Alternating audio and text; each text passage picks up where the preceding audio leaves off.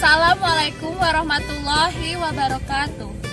Perkenalkan, saya Cynthia Stefani dengan NIM L1A118012.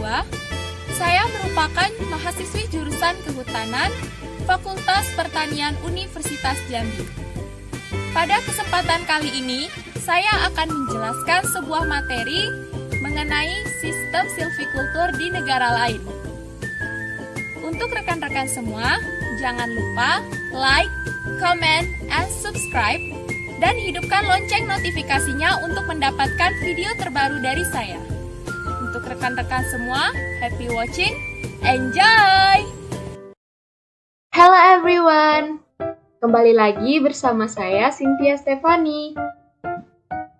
Pada kesempatan kali ini, saya akan menjelaskan materi mengenai sistem silvikultur di negara lain.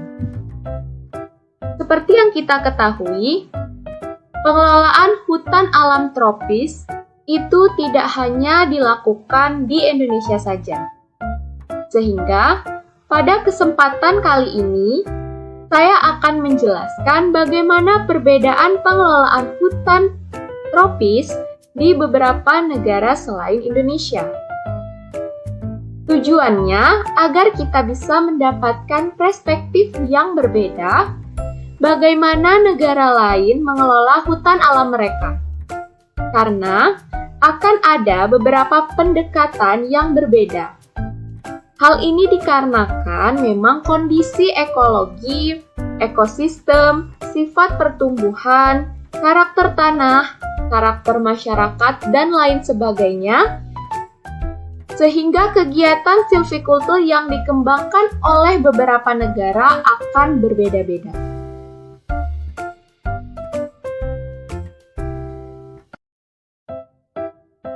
Baiklah, pokok pembahasan kita pada kesempatan kali ini akan membahas mengenai sistem silvikultur.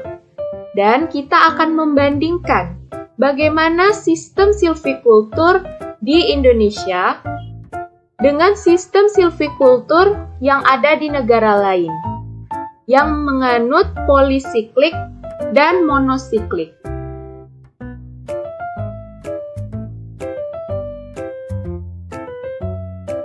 Baiklah, untuk pendahuluan, kita harus mengetahui terlebih dahulu apa itu silvikultur.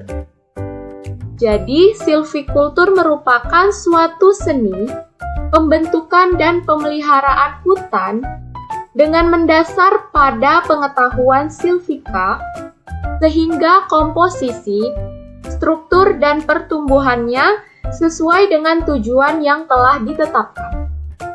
Di mana tujuan yang paling umum dari pengelolaan suatu tegakan hutan adalah untuk menghasilkan produk barang berupa kayu. Sedangkan sistem silvikultur merupakan serangkaian kegiatan berencana mengenai pengelolaan hutan yang meliputi penebangan, peremajaan, dan pemeliharaan tegakan hutan guna menjamin kelestarian fungsi produksi hasil hutan kayu dan hasil hutan lainnya. Sistem silvikultur ini antara lain seperti TPI, TPTI, TPTJ, PPTR, dan lain sebagainya.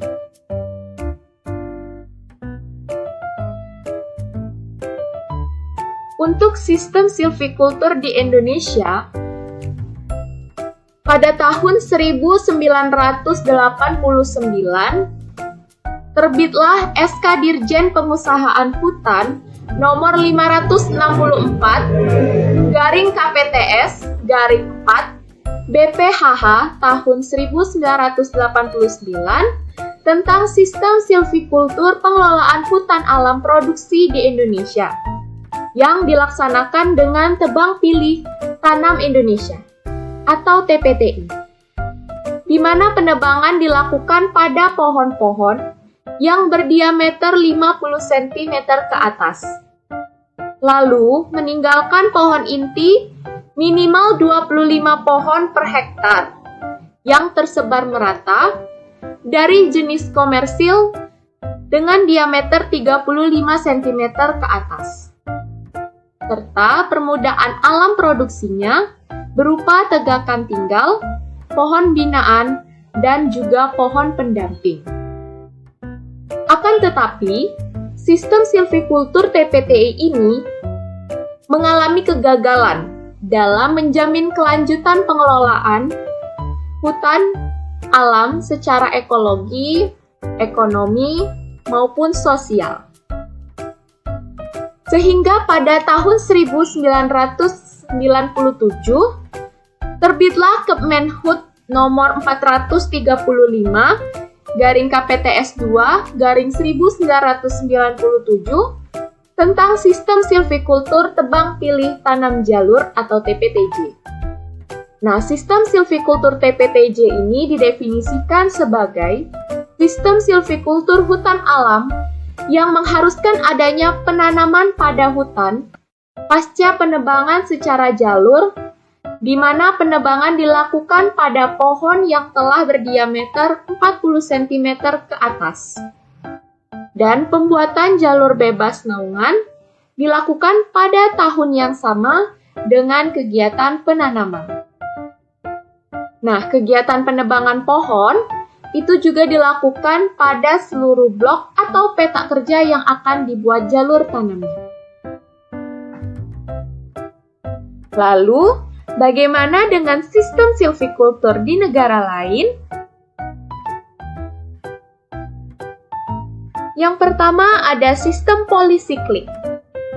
Nah, sistem polisiklik ini merupakan sistem penebangan untuk meningkatkan permukaan yang cukup setelah penebangan, yang akan memastikan penebangan berlangsung secara ekonomis dan pemanenan kayu yang berkelanjutan di masa depan.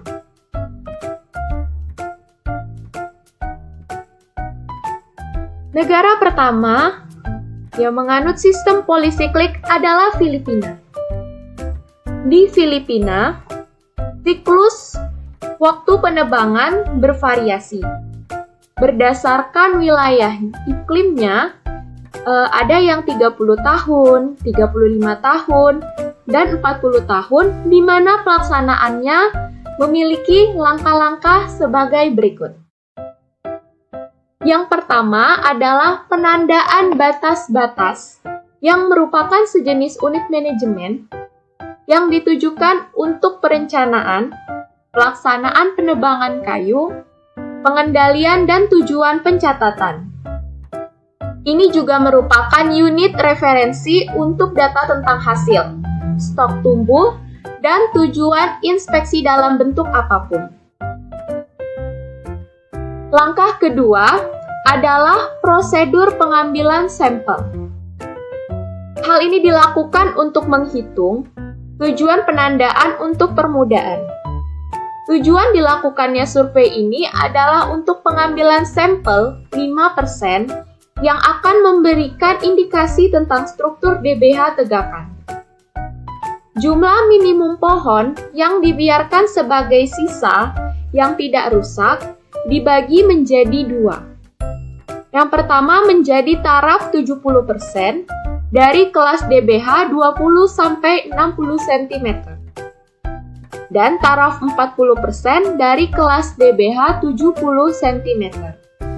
Hal ini dikarenakan di Filipina, mereka memiliki tegakan Dipterocarpaceae yang besar-besar dan cukup banyak di kelas 70 dan 80 untuk ditebang pada panen berikutnya. Langkah ketiga yaitu merupakan penandaan permudaan. Permudaan tentunya harus ditandai dalam distribusi merata di area pengaturan. Hanya tempat penebangan kayu, area di mana kayu gelondongan akan dikumpulkan nantinya, yang akan dihilangkan 40 meter di sekitar pohon sparnya. Langkah keempat adalah operasi penebangan. Tegakan atau pohon-pohon yang diperbolehkan untuk ditebang adalah semua pohon dari kelas 80 cm DBH dan 60% dari pohon di kelas 70 dengan diameter antara 65 sampai 75 cm. Langkah kelima adalah inventarisasi tegakan tinggal, di mana ketika penebangan dan pekarangan telah selesai dibersihkan, maka inventarisasi siap untuk dilaksanakan.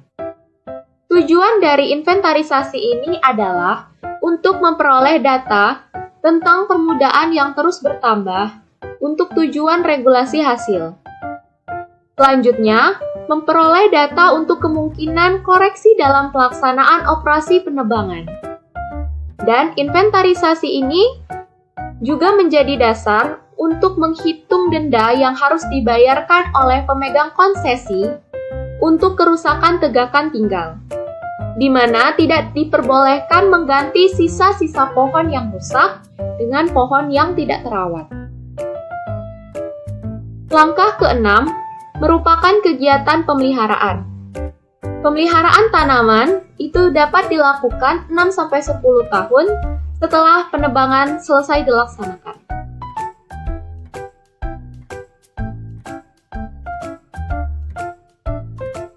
Terdapat beberapa masalah yang timbul dalam pelaksanaan yang dihadapi oleh Filipina. Antara lain, yang pertama, yaitu setelah eksploitasi hutan, Dipterocarpaceae Filipina yang sangat kaya, menurut data inventarisasi, rata-rata hanya tersisa sekitar 20 pohon per hektar, di mana seharusnya tegakan asli harus ada sekitar 100 batang Dipterocarpaceae, sehingga angka ini terlalu kecil untuk memastikan pemotongan yang ekonomis pada siklus berikutnya. Yang kedua, 5% sampel sebelum eksploitasi biasanya tidak mewakili pengaturan, dan dalam prakteknya hanya dilakukan setengah hati atau tidak dilakukan sama sekali. Yang ketiga adalah distribusi yang tidak merata dari tegakan tinggal di sana. Dan yang terakhir, pertumbuhan pohon sisa yang tidak memuaskan. Hal ini karena tidak jelas sejauh mana mereka tumbuh atau terhambat.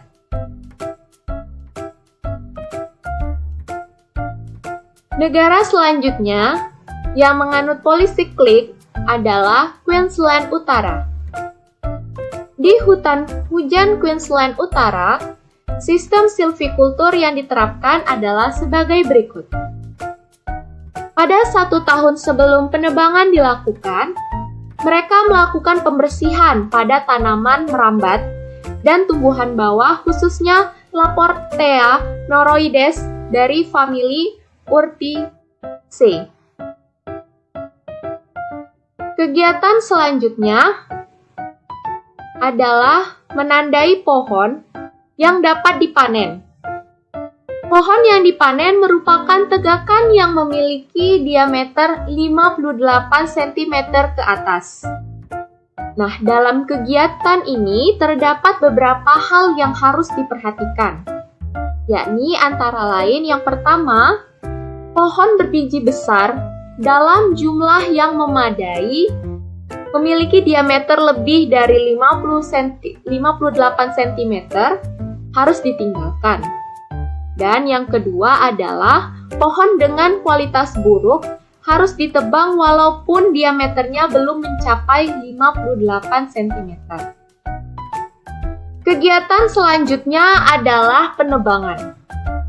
Pada kegiatan ini dilakukan penebangan pohon, pengendalian tanaman bawah Laportea, pemusnahan pohon yang bentuknya buruk dan pohon yang kurang berharga, untuk membebaskan pohon tanaman potensial untuk siklus penebangan berikutnya.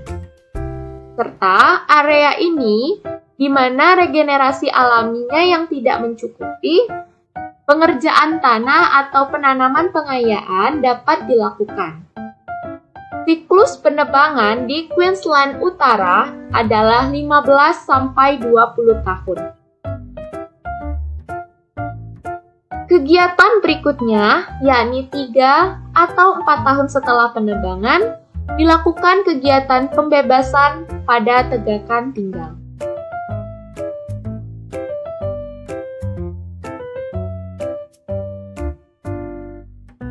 Ada beberapa keistimewaan dari sistem silvikultur di negara Queensland Utara, yaitu yang pertama, selain regenerasi alami, penanaman pengayaan dapat menjadi bagian dari sistem.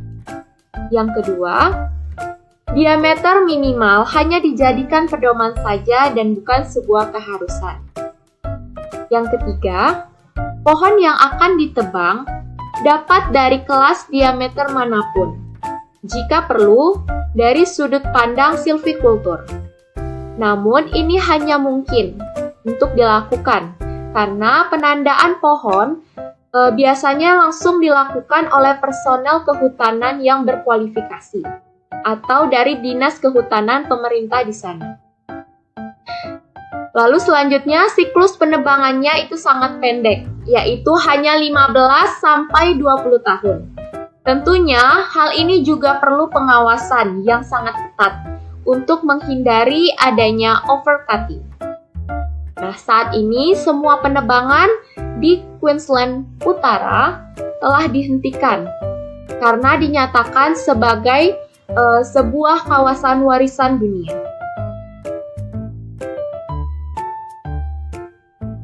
Selanjutnya, ada negara Suriname atau Selos. Sistem silvikultur ini merupakan contoh di mana pertimbangan ekologi merupakan aspek terpenting. Sistem silvikultur ini dikembangkan di Pusat Penelitian Pertanian Suriname, Selos, dan sebagian sudah dilaksanakan oleh Dinas Kehutanan Suriname. Terdapat beberapa hal situasi silvikultur di Suriname, yaitu yang pertama, kepadatan pohon yang bernilai ekonomi sangat sedikit. Yang kedua, pertumbuhan pohon ekonomi sangat rendah, hanya sekitar 2 mm per hektar per tahun, dalam kondisi yang menguntungkan. Yang ketiga, jarak transportasinya jauh dan infrastrukturnya buruk. Yang keempat, kepadatan populasinya sangat rendah, sehingga tekanan kepada hutan itu sangat sedikit.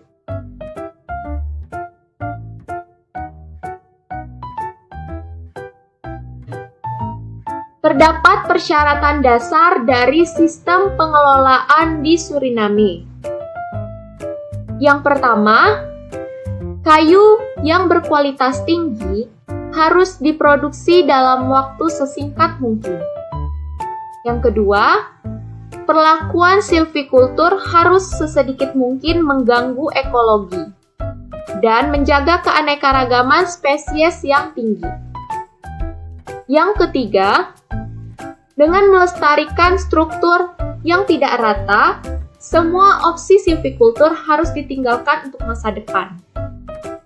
Yang keempat, kondisi yang baik untuk memproduksi produk non-kayu harus dipertahankan, Yang kelima, sistem harus tahan terhadap kelalaian.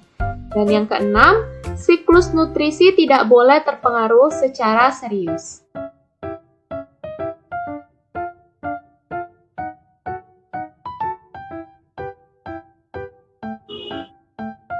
Berdasarkan hasil dari petak percobaan dan pengalaman di area tersebut, desain sistem silvikultur yang mereka gunakan adalah yang pertama, memiliki siklus penebangan 20 tahun. Yang kedua, tidak ada diameter minimum untuk pohon yang akan ditebang.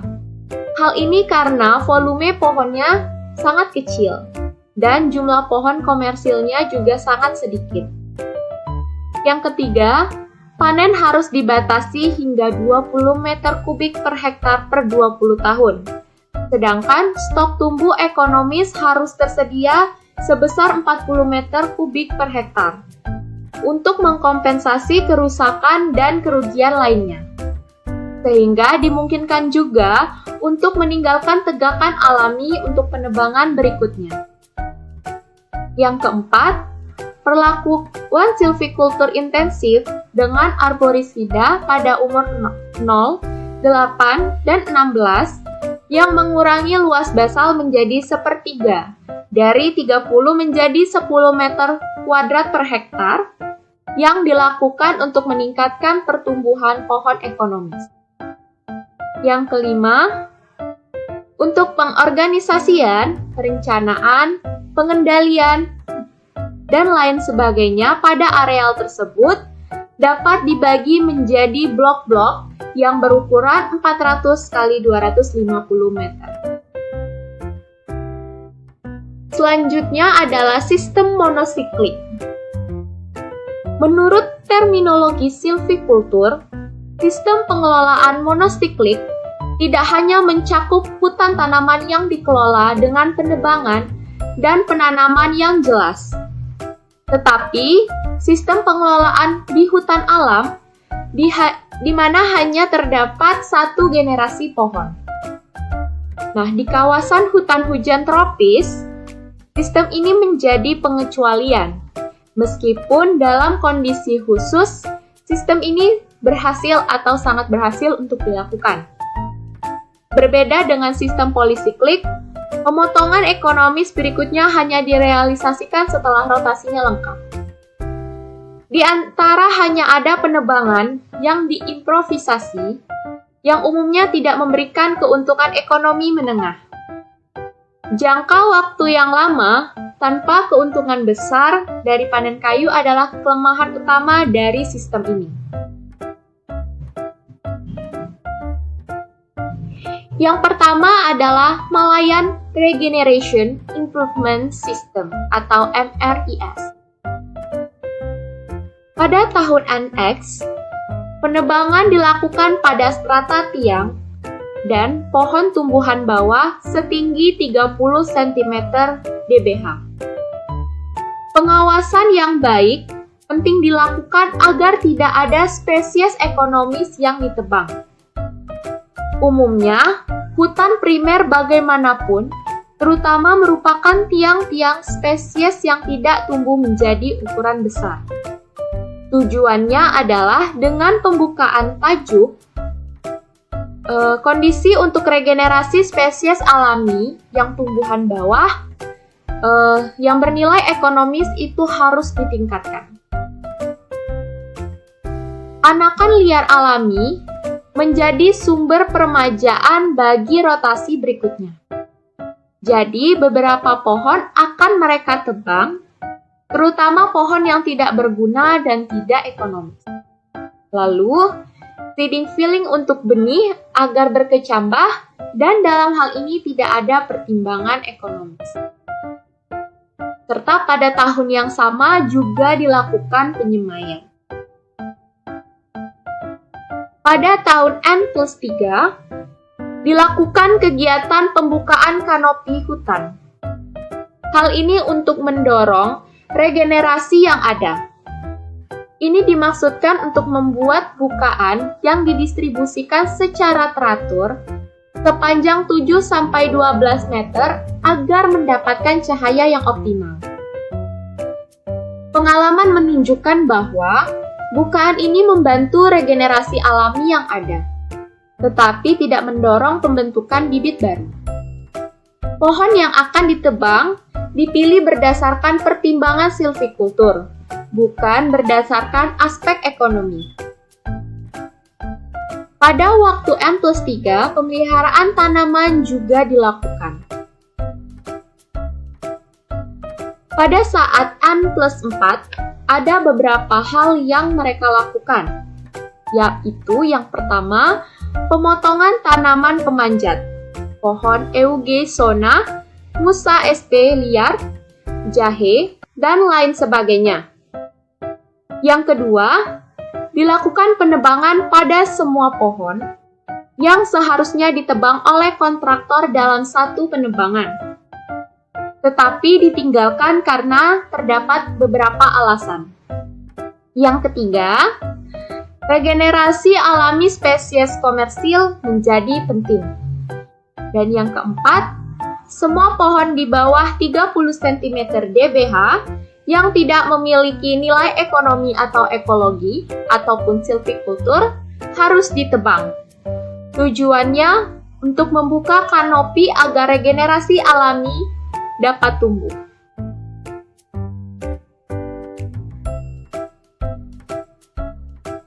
Pada tahun penebangan, di mana penebangan terakhir dilakukan, yakni 4-5 tahun setelah penebangan benih pertama. Namun demikian, hal itu hanya diperbolehkan jika pengambilan sampel regenerasi linier terbukti bahwa terdapat regenerasi yang cukup, yakni sebanyak 40% dari penebaran plot. Jika tidak, penebangan akhirnya harus ditunda. Akhirnya, tegakan hanya terdiri dari regenerasi alami yang bernilai ekonomis dengan pertumbuhan cepat yang tersebar.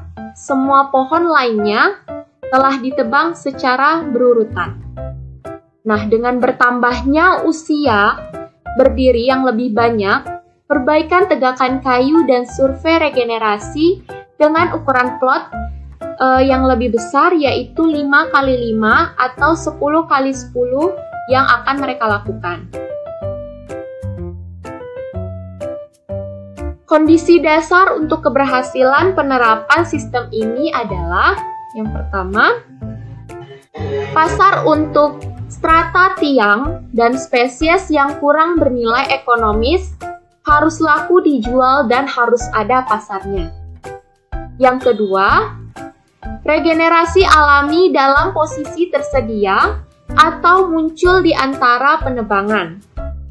Yang ketiga, harus ada infrastruktur yang baik dan personel yang terlatih dengan baik untuk mengawasi berbagai operasi.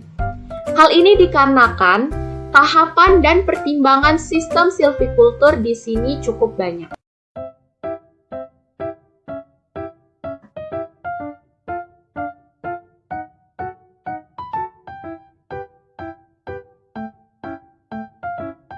Selanjutnya adalah Malayan Uniform System atau MUS. Keistimewaan dari sistem ini adalah seluruh tegakan yang komersil dipanen dalam satu kali operasi. Namun, eksploitasi hanya diperbolehkan jika survei pengambilan sampel regenerasi linier telah membuktikan bahwa ada regenerasi yang cukup. Semua pohon dengan tinggi tegakan lebih dari 45 cm diperbolehkan untuk ditebang. Setelah penebangan, semua cacat yang tersisa pada pohon dan pohon yang tidak diinginkan akan diikat dengan racun. Tegakan yang tersisa kemudian hanya terdiri dari regenerasi alami dari jenis Dipterocarpaceae yang berkembang pesat dan bercampur dengan spesies pionir. Hal ini sebagai bonus tebangan untuk rotasi berikutnya. Mungkin ada pohon yang lebih kecil di bawah batas tebang dari hutan aslinya. Ini hanya akan menjadi bonus dalam sistem monosiklik. Tetapi dalam sistem polisiklik ini termasuk dalam panen utama. Urutan operasi di MUS yaitu yang pertama adalah survei pengambilan sampel diagnostik untuk menilai keberadaan regenerasi alami. Yang kedua, menyelesaikan inventarisasi pohon yang dapat dipanen.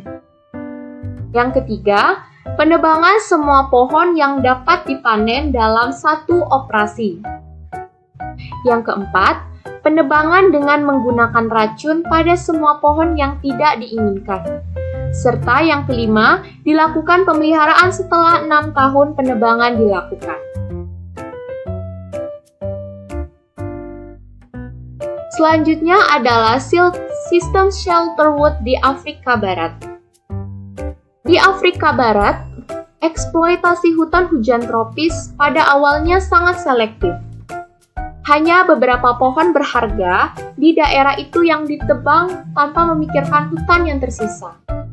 Regenerasi alami spesies ekonomi dan hasil yang berkelanjutan.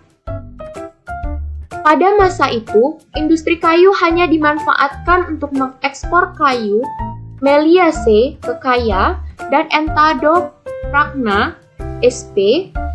dan beberapa lainnya. Rimbawan Inggris yang telah mendapatkan pengalaman dengan RIS, semacam sistem kayu perlindungan di hutan Dipterocarpaceae Malaya, dipindahkan ke Nigeria dan Ghana, dan mencoba sistem similar di sana. Perbedaan penting dengan RIS Malaya adalah pembukaan yang hati-hati yang dimulai bertahun-tahun sebelum penebangan dilakukan. Ini merupakan adaptasi terhadap kebutuhan cahaya yang lebih tinggi dari Meliaceae, yang tidak memiliki kemampuan untuk tetap dalam dormansi meristematik selama beberapa tahun. Hari ini, sistem shelterwood tidak digunakan lagi di Afrika Barat karena alasan ekonomi. Di sini, kegiatan utama terdiri dari konversi hutan alam menjadi perkebunan atau penanaman dan pengayaan. Selanjutnya adalah High Shade Shelterwood System (HSS) dari Trinidad. Informasi latar belakang silviculture, ekologi, dan ekonomi High Shade Shelterwood System dari Trinidad yaitu: yang pertama, HSSS Trinidad dirancang terutama untuk regenerasi alami spesies pionir dengan kayu ringan yang banyak diminati untuk pabrik korek api. Jadi mereka tidak menanam kayu-kayu yang berkelas dan biasanya hanya kayu dari spesies pionir. Yang kedua, sistem silviculture harus mempertimbangkan fakta bahwa hutan ditebar di atas tanah berpasir yang sangat mudah terkikis, yang terus-menerus membutuhkan tutupan pohon. Jadi di sini perlu tutupan lahan secara konstan, ya, atau forest cover yang cukup agar tanahnya tidak mudah tererosi. Yang ketiga, pohon-pohon yang banyak diminati penyebaran bijinya disebarkan oleh burung dan kelelawar. Serta yang keempat, pertimbangan lainnya adalah tingginya permintaan kayu dalam bentuk apapun untuk pembuatan arang. Sehingga pemindahan pohon yang tidak diinginkan itu dapat dilakukan secara gratis oleh kontraktor yang bahkan bersedia membayar biayanya. Jadi mereka akan menebang dan akan meninggalkan shelterwood, di mana shelterwood ini merupakan tempat tinggal burung dan kelelawar untuk mencegah erosi.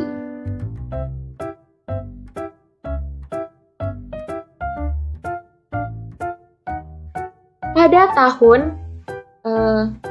satu tahun sebelum penebangan, di sini dilakukan pemotongan gulma atau tanaman perambat. Pada saat penebangan, pada semua spesies yang dipasarkan di bawah pengawasan Dinas Kehutanan Ya, ini tetap merupakan kayu pelindung terbuka dari pohon non-komersil. Pada 1 tahun setelah penebangan, sisa-sisa pohon tumbuhan bawah dengan kayu keras biasanya dikumpulkan dan diperbolehkan untuk pembuatan arang dengan biaya yang kecil.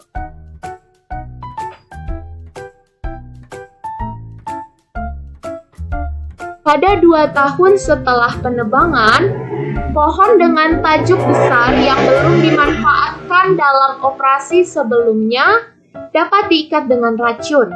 Di sini masih ada tegakan agak terbuka dari pohon non-komersil. Ya, seperti yang saya bilang tadi, shelterwood di sini berfungsi sebagai tempat peristirahatan bagi burung dan kelelawar yang rutin mendatangkan bibit spesies yang ekonomis. Selain itu, kayu pelindungnya memberikan perlindungan tanah. Pada tahun E+3 atau 3 tahun setelah penebangan dilakukan, kegiatan selanjutnya adalah pembebasan pertama.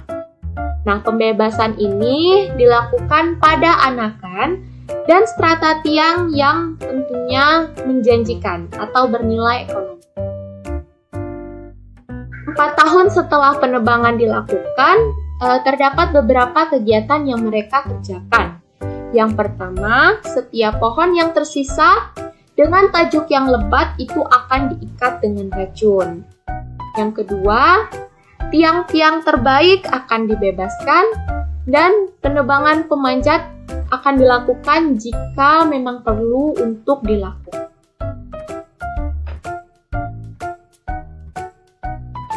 Setelah 5 tahun penebangan dilakukan, pembebasan seperti kegiatan E+4 itu dapat dilakukan lagi. Dan pohon kayu pelindung yang sudah tidak dibutuhkan lagi juga dapat diikat dengan racun. Serta saat 6 tahun setelah penebangan dilakukan, mereka melakukan kegiatan penjarangan.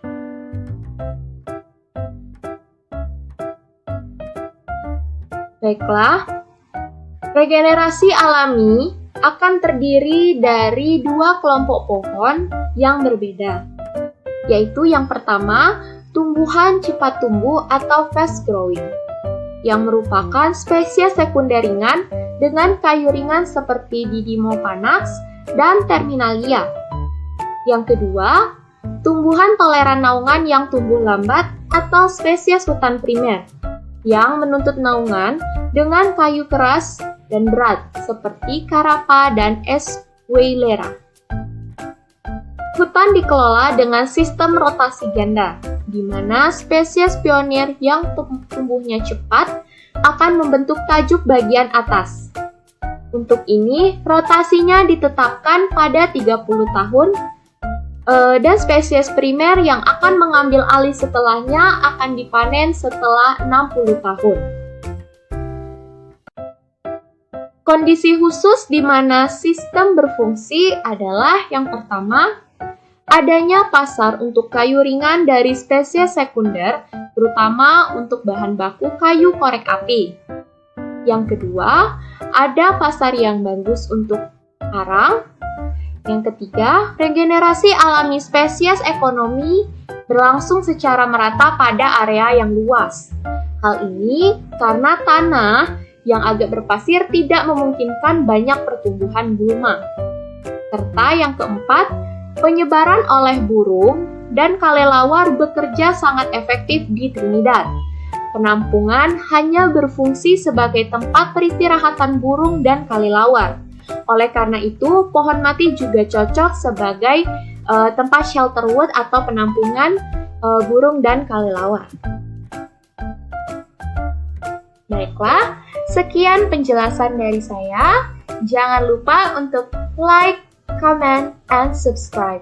Thank you! Sekian penjelasan dari saya. Semoga apa yang saya sampaikan dapat bermanfaat untuk kita semua. Saya akhiri dengan wabillahi taufiq wal hidayah. Wassalamualaikum warahmatullahi wabarakatuh. Salam rimba!